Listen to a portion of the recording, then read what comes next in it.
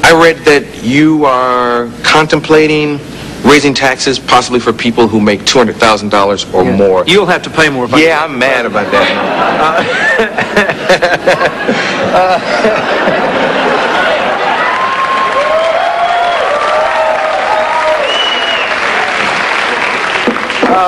Why don't you expound on that and talk a little bit about what you will do for the economy?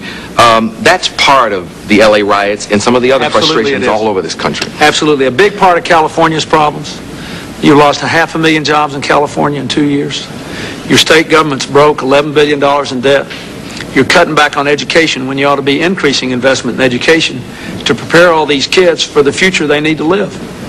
So, what my theory is that we've got to increase our investment in this country. After World War II, we rebuilt Europe and Japan. After the Cold War, we've got this marvelous window of opportunity when we can rebuild America, and we better get after it. And we got to do it. The only way you ever rebuild a country is to invest in your people, in their jobs, their education, and their health care.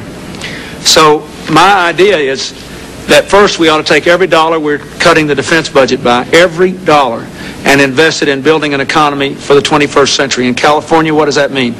Build high speeds, go to college, the money, and let them pay it back later. Now, all of this, believe it or not, in the context of this $1 trillion budget of ours, is not a great deal. But since we have a deficit that's enormous and that needs to be brought down, I think we have to raise some more money. You can't raise money on the middle class because their taxes went up and their incomes went down in the 80s. People in upper income groups, their incomes went up and their taxes went down.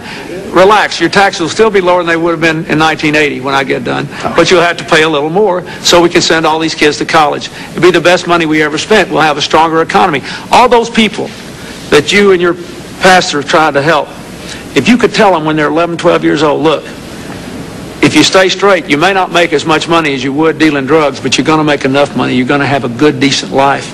You're going to feel good about yourself, and your country is going to make sure that you get the education and training you need. It would be great.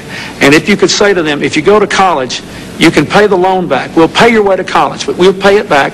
You can, either as a percentage of your income when you go to work, or even better, let's make a Peace Corps here at home. Come back to LA and pay your college loan off by giving 2 years of your life as a counselor to kids in trouble, as a nurse in a public health clinic, as a police officer on the block, as a teacher. You think about it.